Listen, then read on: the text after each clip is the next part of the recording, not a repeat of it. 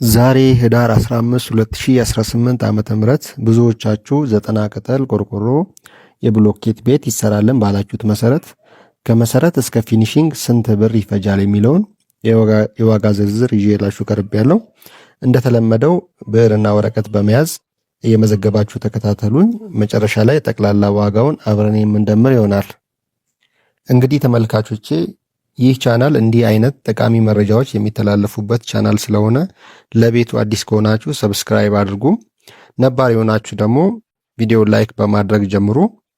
እንዲሁም እንዲሰራላችሁ የምትፈልጉትን የቤት አይነት ሀሳብ አስተያየታችሁን በኮሜንት አስቀምጡልኝ። ፊልተር እያደረግኩ እያየው የምሰራላችሁ ይሆናል። እንግዲህ ተመልካቾቼ 90 ቅጠል ቆርቆሮ የብሎኬት ቤት የሚያርፍበት ኤሪያውን ስናይ ቤቱ የሚያርፍበት 120 ካሬ ሜትር ያስፈልገዋል። እንግዲህ 120 ካሬ ሜትር ላይ ያረፈ ቤት ለመስራት ደግሞ ከ150 ጀምሮ መሬት ያላችሁ ሰዎች 150 ካሬ፣ 180 ካሬ፣ 200 ካሬ እና ከዛ በላይ ያላችሁ ሰዎች መስራት ትችላላችሁ። 120 ካሬው ለቤቱ ከሆነ ቀሪው ለመኪና ማቆሚያነትና ለሴፍቲ ታንከር ለአንዳንድ ነገሮች ስለሚያገለግላችሁ ማለት ነው። እንግዲህ 90 ቆርቆሮ ቤት ስንት ክፍል ይወጣዋል የሚለውን የምንመለከት ከሆነ 6 ክፍል ነው የሚሆነው። እሱም አንድ ሰፋ ያለ ሳሎን፣ ዋና የቤተሰብ መኝታ ቤት ወይም ደግሞ ማስተር ቤድሩም የምንለው ሻወርና ሽንት ቤትን ያካተተ 2 የልጆች መኝታ ክፍሎችን ይይዛል። እንደገና አንድ የእንግዳ ማረፊያና አንድ ኪችን ቤት በአጠቃላዩ 6 ክፍል አድርገን መከፋፈል እንችላለን።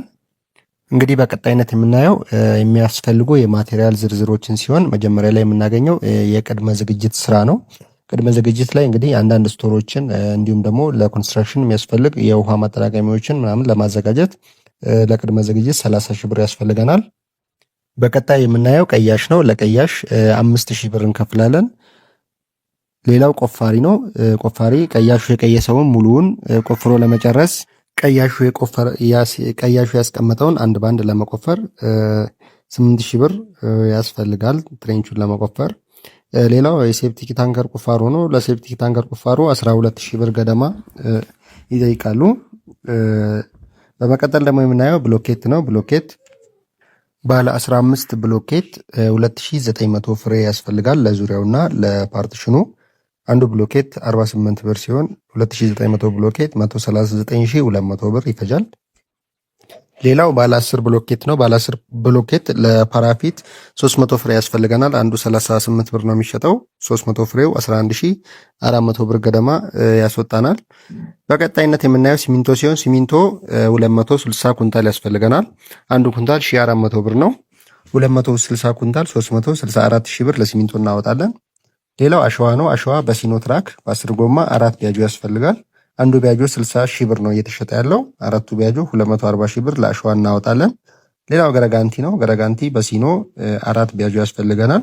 አንዱ ቢያጆ 12 ሺህ ብር ነው። አራቱ 48 ሺህ ብር ለገረጋንቲ እናወጣለን። ሌላው ድንጋይ በሲኖ ፉል ተደርጎ ከተጫነ ሙልት ተደርጎ ከተጫነ ማለት ነው 5 ቢያጆ ያስፈልገናል ከነሴፕቲክ ታንከሩ። አንዱ የሚሸጠው 25 ሺህ ብር ነው ፉል ተብሎ የሚሸጠው። አምስቱ ቢያጆ 125 ሺህ ብር ለድንጋይ እናወጣለን። በቀጣይነት የምናየው ደግሞ የአርማታ ጠጠር ነው። እንግዲህ ማቴሪያሎች እንደየአካባቢው ይለያያሉ። እናንተ የማቴሪያሉን ብዛት ከያዛችሁ ስንት ቢያጆ ይሆናል የሚለውን ከያዛችሁ በአካባቢያችሁ ባለው ሂሳብ እያባዛችሁ ሂሳባችሁን ማወቅ ትችላላችሁ ማለት ነው። የአርማታ ጠጠር አንድ ቢያጆ በ10 ጎማ ያስፈልጋል። አንዱ ቢያጆ 60 ሺህ ብር ነው። ለጠጠር 60 ሺህ ብር እናወጣለን። ሌላው ሚስማር ነው። ሚስማር የተለያየ አይነት ሚስማር 15 ካርቶን ያስፈልገናል። አንዱ ካርቶን 950 ብር ነው የሚሸጠው። 13300 ብር እናወጣለን ለሚስማር።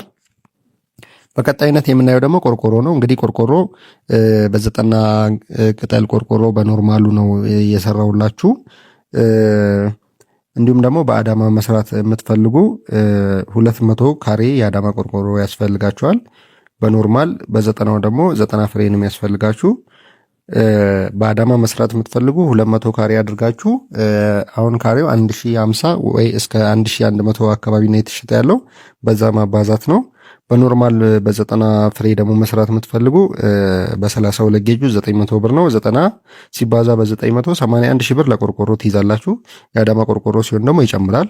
200 ካሬውን በ1050 ብር ወይ በ1100 ገደማ ማባዛት ነው። 200 ምናምን ሺህ አካባቢ ይመጣል። ሌላው የእንጨት ወጪ ነው። የእንጨት ወጪ እንግዲህ ግሬድ ቢሙንም ለማፈን ኮለኑን ቶፕ ታይ ቢም ድረስ እንዲሁም ኮርኒሱን ለመስራት ለመረማመጃ ለጣሪያ ስራ የሚያስፈልጉ እንጨቶች ጠቅለል አድርገን 50 ሺህ ብር እንይዛለን ለእንጨት ወጪ። በቀጣይነት የምናየው ደግሞ የፌሮ ወጪዎችን ነው። እንግዲህ ፌሮውን ሙሉውን ሰርቶ ለሚያስረክበን የፌራዮ የኮንትራት 15 ሺህ ብር እንከፍላለን።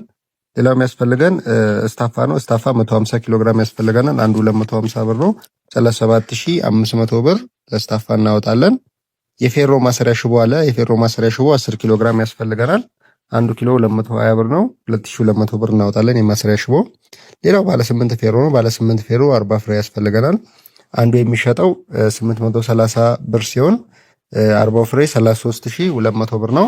ሌላው ባለ 10 ፌሮ ነው። ባለ 10 ፌሮ 80 ቤርጋ ያስፈልጋል። 80ው አንዱ ቤርጋ 1300 ብር ነው። 104 ሺህ ብር ለባለ 10 ፌሮ እናወጣለን። ባለ 12 ፌሮ 25 ፍሬ ያስፈልገናል። አንዱ 1850 ብር ነው አሁን ላይ የተሸጠ ያለው። 46250 ብር እናወጣለን ለባለ 12 ፌሮ። በቀጣይነት የምናየው የውጪ በርና መስኮት በኢሚቴሽን የተሰራ ሲሆን 190 ሺህ ብር አካባቢ ይፈጅብናል። ሌላው ታምቡራታ በር ለአራቱ ክፍል የውስጥ ታምቡራታ በር የምንጠቀም ከሆነ አንዱን በ20 ሺህ ብር አራቱ ደግሞ 80 ሺህ ብር ገደማ ያስወጣናል። ሌላው መስታወት ነው። ለመስታወት 40 ሺህ ብር እንይዛለን። የመብራት ዝርጋታ ገመዱን ሙሉ እስካቶላ ኮንዲዩቱ ብሬከሮች እና እንዲሁም ደግሞ አነስተኛ አምፑሎችን የምንጠቀም ከሆነ የመብራት 30 ሺህ ብር ገደማ ያስወጣናል። ምናልባት ከዛ የተሻለ ደግሞ የሚያማምሩ ጌጣጌጦችን አምፑሎች የምትጠቀሙ ከሆነ ደግሞ ከዚህ በላይ ሊያስወጣችሁ ይችላል። በቀጣይነት የምናየው ደግሞ የጂፕሰም ስራ ነው። ጂፕሰም ስራ ኮርኒስ እና ለግድግዳ ቻክ የምንጠቀም ሲሆን አንድ ላይ የሁለቱ 150 ሺህ ብር ከነ ባለሙያው ይፈጅብናል። ሌላው ቀለም ነው። ቀለም ከነ ባለሙያው 45 ሺህ ብር ገደማ ያስወጣናል። እንዲሁም ደግሞ በረንዳውንና ደረጃውን የውጭ መወጣጫ ደረጃውንና በረንዳውን በሴራሚክ የምናሰራ ከሆነና ውስጡን የቤቱን ውስጡን ደግሞ በሊሾ የምንጨርሰው ከሆነ የበረንዳ ሴራሚክ ከነደረጃው 60 ሺህ ብር ይፈጅብናል። እንግዲህ ተመልካቾች አሁን የሚቀረን ነገር የውሃ መስመር ነው። የውሃ መስመር ዝርጋታ የኪችን ቤት የሻወር ቤት ፊቲንጎችን ጨምሮ ቀለል ባለ መንገድ ካሰራ ነው ከነ ባለሙያው 50 ሺህ ብር ገደማ ይፈጅብናል። እንግዲህ ተመልካቾቼ እነኚህን ዋጋ ዝርዝር በምናወጣበት ሰዓት ብዙ የሚረሱ ጥቃቅን ወጪዎች አሉ። ለነሱ ያልተመዘገቡ ጥቃቅን ወጪዎች ብለን 100 ሺህ ብር ገደማ እንይዛለን። 100 ሺህ ብር ነው ያዝንለት።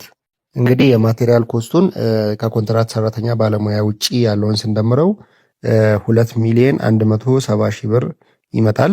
ይህም ቤት ሙሉ ከመሰረቱ እስከ ጣሪያው ድረስ የፊኒሽንግ ስራዎችን ሳያካትት ማለት ነው። ሙሉውን ኮንትራት ሰርቶ ለማስረከብ ባለሙያ 500 ሺህ ብር ገደማ ይጠይቀናል። እንግዲህ ማቴሪያሉና የባለሙያውን ኮስት አንድ ላይ ስንደምረው 2 ሚሊዮን 670 ሺህ ብር ይመጣል። እንግዲህ ስራ ውስጥ ሲገባ ብዙ የሚያጋጥሙ ብዙ የሚያስወጡ ወጪዎች አሉ። ለምሳሌ ያልተመዘገቡ የጭነት ወጪዎች፣ አንዳንድ ወጪዎች የማይታወቁ ወጪዎች ስላሉ ለሱ የዚህን ቶታል ኮስት 10% ኦቨርሄድ እንይዛለን። 262 ሺህ ብር ገደማ ይመጣል። እንግዲህ ተመልካቾቼ ሁለቱን አንድ ላይ ስንደምረው 2 ሚሊዮን 932,055 ብር ይመጣል ማለት ነው። 2 ሚሊዮን 932,055 ብር ኦልሞስት 3 ሚሊዮን ብር ማለት ነው። የቻናሌ ቤተሰቦች እንግዲህ ቤት ሲሰራ በታቀደለት አያልቅም። ምናልባት ብዙዎቻችሁ እኔ በጣም ብዙ ብር ነው የከፈልኩት ምናምን ስትሉ ያለው ኮሜንት ላይ፣ ነገር ግን ቆማችሁ ራሳችሁ የምታሰሩ ከሆነ ማቴሪያል ሲያልቅ ራሳችሁ እየተከታተላችሁ የምትገዙ ከሆነ ከዚህ በታችም በሆነ ዋጋ ልታሰሩ ትችላላችሁ። እንግዲህ በቀጣይ ቪዲዮ ደግሞ 90 ቅጠር ቆርቆሮ የእንጨት ቤት እሰራላችኋለሁ። እንዲሰራላችሁ የምትፈልጉ ሰዎች የእንጨቱ ይሰራልን እያላችሁ ኮሜንት አድርጉ። የምሰራላችሁ ይሆናል። እስከዛው ቸር ሰንብቱልኝ። አመሰግናለሁ።